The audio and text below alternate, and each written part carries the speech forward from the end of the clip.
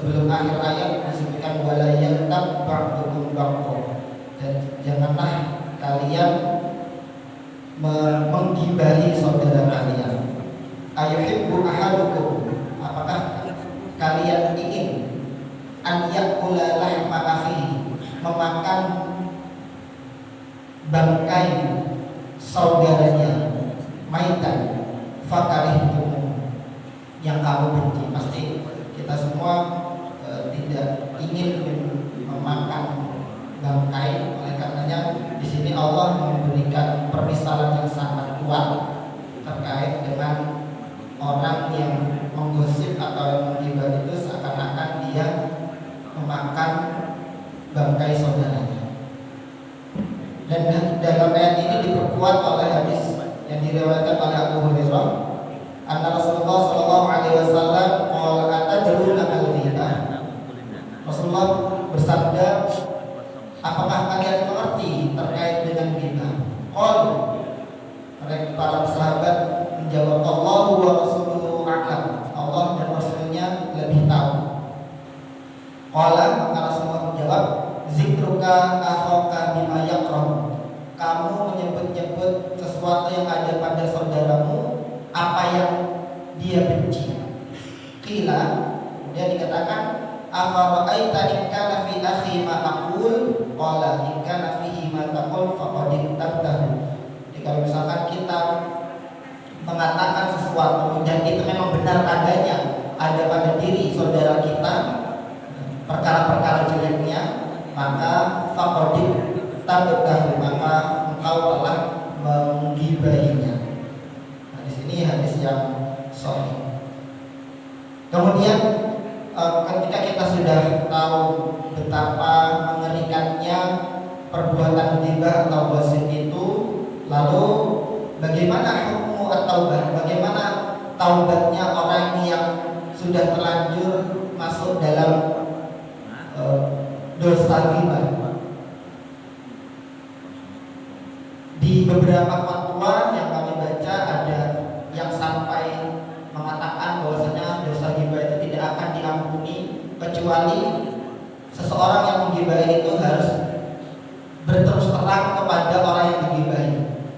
Tapi ternyata di fatwa yang lain, termasuk di ulama Mesir ini memberikan ketetapan pertaubatan itu tidak sampai harus minta maaf ke orangnya.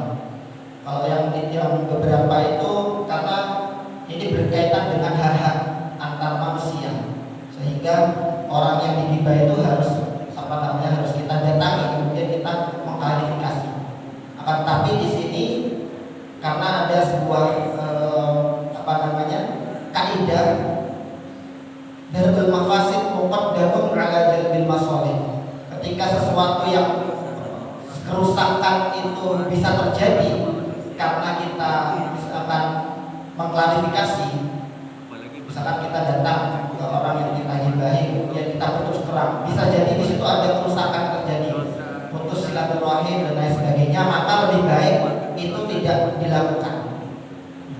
Oleh karenanya yang perlu dilakukan menurut ulama-ulama atau di fatwa-fatwa ulama Mesir ini, salah satunya selain kita pernah bertaubat dalam arti taubatan nasuha, kita tidak mau mengulang, kemudian kita benar-benar menyesali perbuatan tersebut. Kemudian yang kedua adalah dzikru mahasinihi, kita mengganti ucapan-ucapan buruk kita terhadap saudara kita itu dengan ucapan-ucapan yang baik tentang dirinya. Jadi kita tidak sekali-kali menyebarkan aibnya atau menggunjing keburukannya, tetapi menggantinya dengan menyebutkan kebaikannya. Oleh karena itu ketika sudah seperti itu, maka berlaku ayat Al-Quran, wa huwallazi yaqbalu tawbata 'an 'ibadihi wa ya'fu 'anis sayyi'at wa ya'lamu ma taf'alun. Jadi kalau sudah kita bertaubat, kemudian kita mengganti perihal yang buruk atau perkataan-perkataan buruk itu kita ganti dengan yang baik-baik, insya Allah di situ kita akan menutupi perbuatan-perbuatan buruk tersebut. Dalam ayat lain juga dikatakan dalam hadis Nabi dikatakan wa'ad bi'is sayyi'ata al-hasanata ta'buha. Ikutilah setiap perbuatan buruk yang pernah kita lakukan itu, kemudian dengan menutupinya dengan perbuatan baik, niscaya yang buruk tadi akan tertutupi. Hadirin jamaah yang dirahmati Allah, jadi di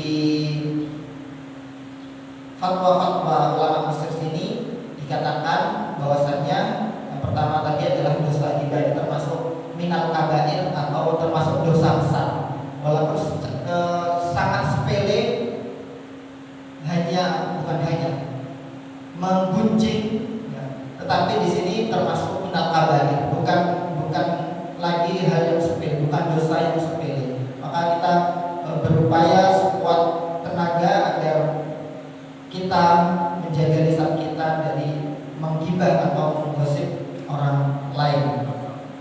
Kemudian yang selanjutnya adalah bahwasannya dalam dosa ghibah itu harus ada taubat yang sungguh-sungguh. Jadi tidak mudah-mudah setelah melakukan ghibah kemudian bertobat terus melakukan itu. Tapi memang butuh ada usaha serius supaya kita seluruhnya bisa atau tidak terjerumus kembali ke dosa yang sama.